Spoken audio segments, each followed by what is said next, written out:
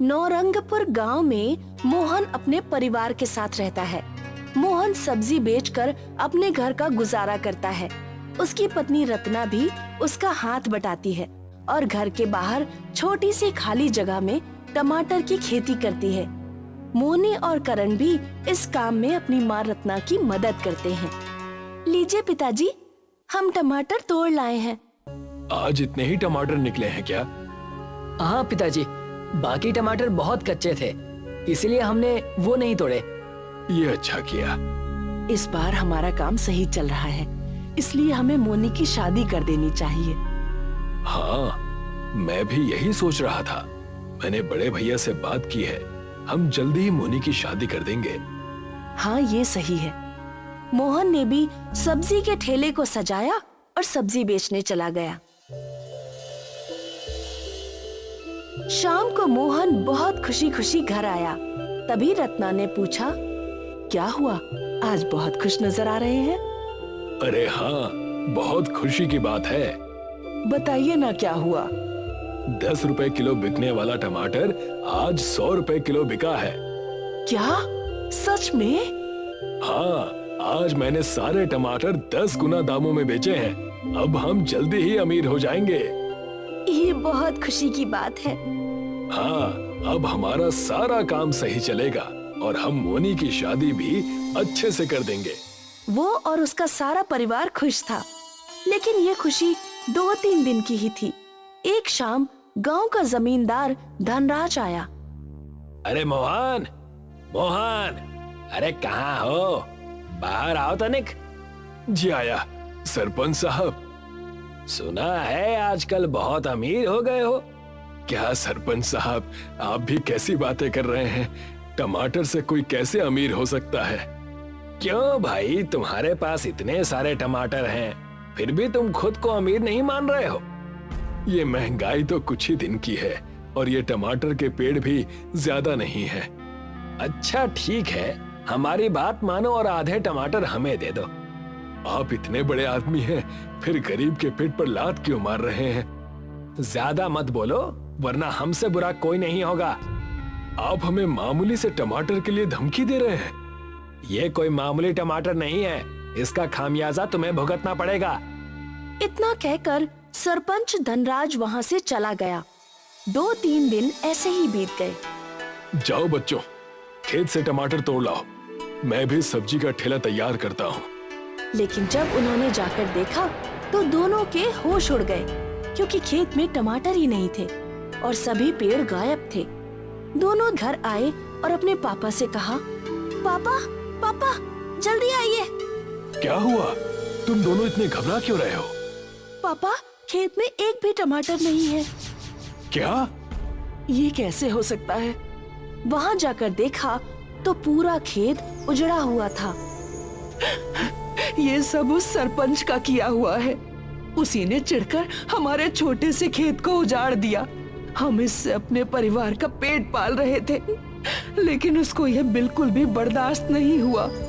अगर मैंने उस दिन सरपंच की बात मान ली होती तो आज मुझे ये दिन नहीं देखना पड़ता। हाँ, अगर आधे पौधे के टमाटर उसे दे देते तो आज हमें पूरे खेत से हाथ नहीं धोना पड़ता। अब क्या करें, हम तो बर्बाद हो गए। मोनी की शादी के दिन भी करीब आने वाले हैं। हम इसकी शादी कहाँ से और कैसे करेंगे? अब रोने से कोई फायदा नहीं है, जो होना था वो हो गया। हाँ पापा, इसलिए अब हमें आगे का सोचना चाहिए। पापा, आप ही तो कहते हैं ना कि कोई हमारे हाथ का छीन सकता है, लेकिन हमारी किस्मत का नहीं छीन सकता। पूरा परिवार घर आ गया। सरपंच अपने घर बहुत खुश खुश घूम रहा था। तभी उसकी पत्नी ने आकर पूछा, क्या हुआ जी, आज सुबह सुबह पक्षियों की जगह तुम चहक रहे हो? आज बात ही कुछ ऐसी है। तुम पहेलियां मत बुझाओ, चुपचाप बताओ कि ऐसी क्या बात है। एक बार स्टोर रूम में जाकर देखो। सरपंच की पत्नी स्टोर रूम में गई। वो भी उसके पीछे पीछे गया। पूरा स्टोर रूम लाल लाल टमाटर से भरा हुआ था। उसकी पत्नी ये देखकर चौंक गई। हाँ, हमारे पास इतने सारे टमाटर कहाँ से आए? हम तो बहुत अमीर हो गए। ये सब मेरे दिमाग का खेल है। फिर भी बताइए ना कि आप इतने सारे टमाटर कहाँ से लाए? अभी ये बताने की कोई जरूरत नहीं है।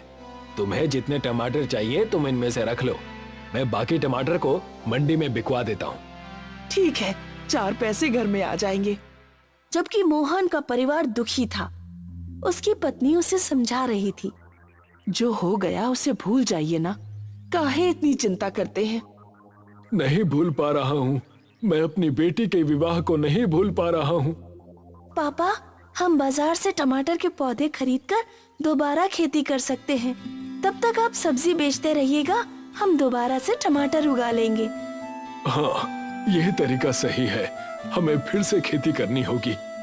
मुझे लगता है कि हमें इसमें देरी नहीं करनी चाहिए। सभी ने मिलकर पौधे लगा दिए। मोहन की वापस वही दिनचर्या चलने लगी।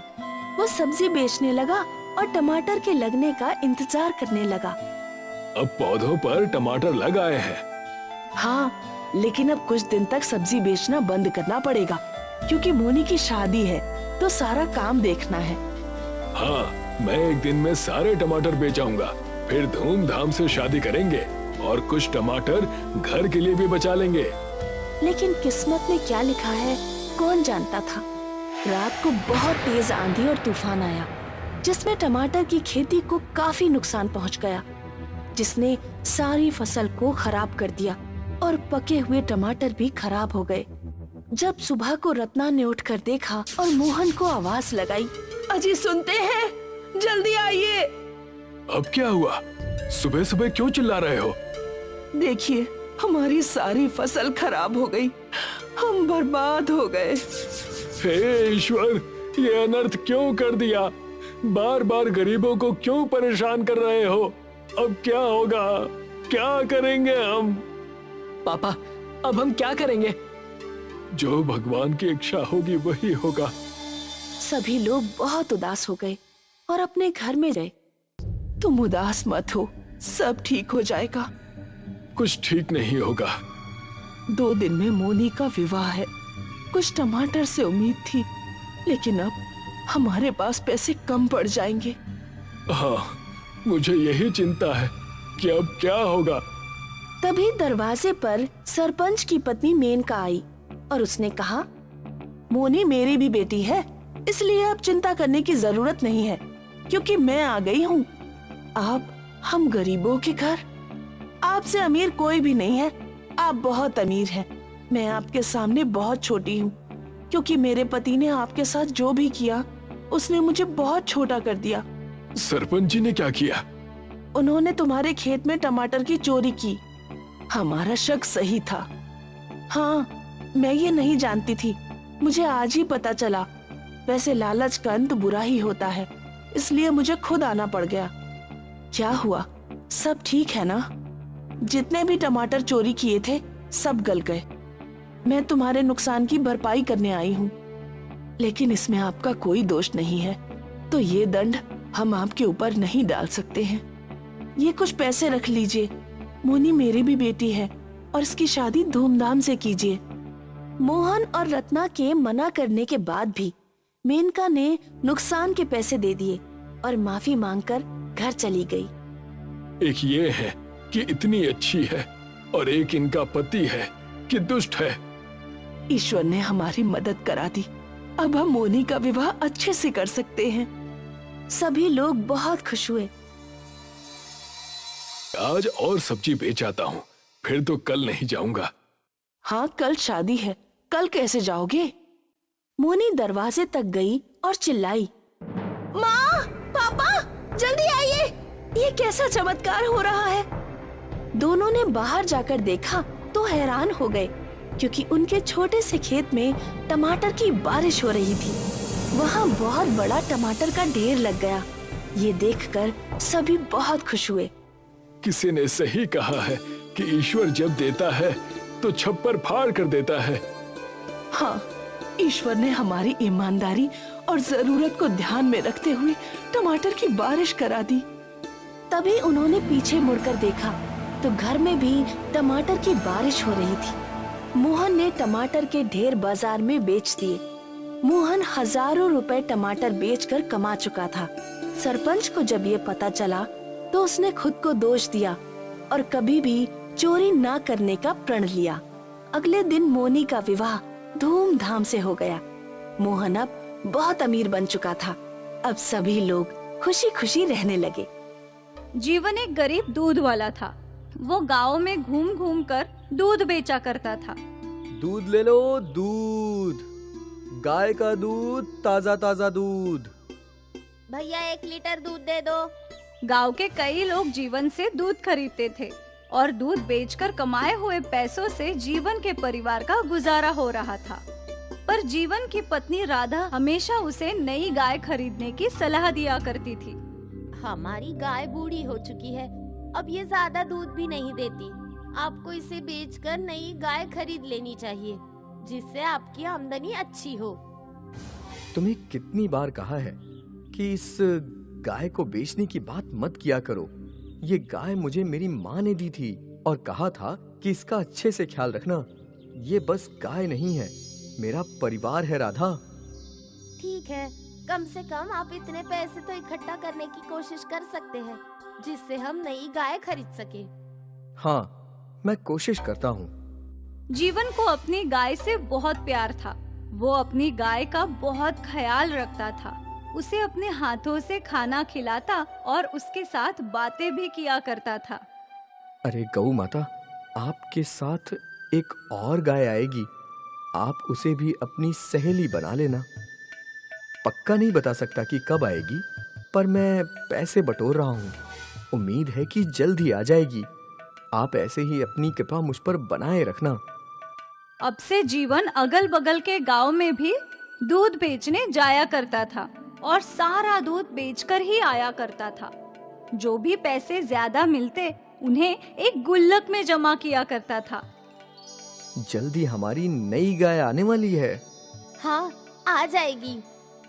महीने बीते और जीवन अब भी दूध बेचकर पैसे कमाता था। एकाएक जीवन की गाय की तबीयत खराब हो गई। इन्हें क्या हुआ? पता नहीं, कल तक ठीक थी, पर आज खाना अचरा खिलाते ही उल्टी कर रही है। हे भगवान, मैं अभी डॉक्टर को बुलाकर लाता हूँ। जीवन दौड़ते हुए पशुओं के डॉक्टर के पास गया और उन्हें अपने घर ले आया। ये देखिए डॉक्टर साहब, मेरी गौ माता कुछ भी नहीं खा रही है, बस उल्टियां कर रही हैं। लगता है इनका पेट खराब है और ये बहुत कमजोर भी लग रही हैं। ये समस्या कितने दिनों से हो रही है? कल रात तक तो गौ माता ठीक थी, बस एक ही दिन में ऐसी हालत, ये चिंताजनक है। खैर, मैं दवाइयां दे देता हूँ, देखते हैं क्या बदलाव होता है। जी। डॉक्टर ने गाय को इंजेक्शन लगाया और कुछ बड़ी बड़ी गोलियां गौमाता के मुंह में डाली। मेरी गौ माता कब तक ठीक हो जाएंगी डॉक्टर?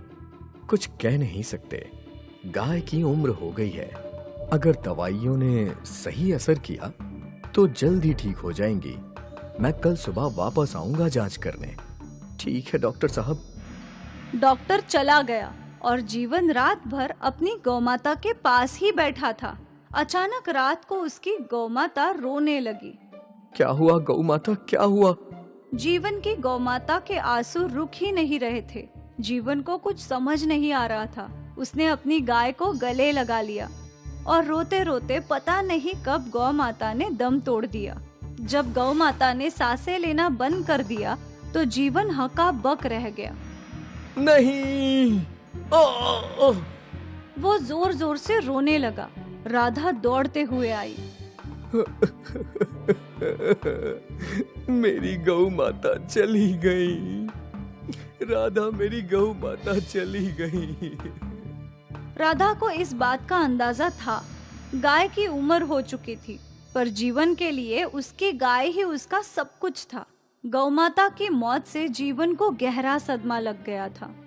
जीवन ने एकाएक खाना पीना छोड़ दिया था। उसका किसी भी चीज में मन ही नहीं लग रहा था। ये तो होना ही था। आपको अपनी गाय से बहुत लगाव था, मैं जानती हूँ, पर वो अब इस दुनिया में नहीं है। पर हम तो है। हमें जीवित रहने के लिए कुछ ना कुछ तो करना ही होगा। हमें दूसरी गाय खरीदनी होगी। ठीक है। राधा ने वो गुल्लक लाया और गुल्लक को तोड़ दिया और पैसे गिनने लगी। ये तो बस 2000 रुपए है। इतने कम पैसों में गाय कहाँ से आएगी? मुझे नहीं पता, मेरा तो सब कुछ मेरी गाय ही थी। अब भगवान की जो मर्जी। हे भगवान। राधा को समझ नहीं आ रहा था कि अब घर कैसे चलेगा। वो भगवान जी से प्रार्थना करने लगी। आप तो कोई चमत्कार दिखाइए प्रभु। रात को सोने से पहले जीवन अपनी गौशाला के पास गया। वो अपनी गौ माता को याद कर रहा था। यहाँ मेरी गौ माता सोया करती थी और वहां मैं उनके पीने के लिए पानी भर के रखता था। अब वो नहीं है तो ये पानी की टाकी भी खाली है। भगवान जी, आपने मेरी गौ माता को क्यों छीन लिया? जीवन फिर से उदास हो गया और घर के भीतर चला गया। जीवन और राधा सो गए और जीवन के सपने में उसकी गौ माता आई। जीवन, तुमने मेरा बहुत अच्छे से ख्याल रखा है। अब मैं नहीं हूँ, पर फिर भी जिंदगी भर तुम्हें दूध की कमी नहीं होगी। जीवन का सपना खत्म कि अचानक बरसात शुरू हो गई। बरसात की आवाज से राधा की आँख खुल गई। इस मौसम में बरसात?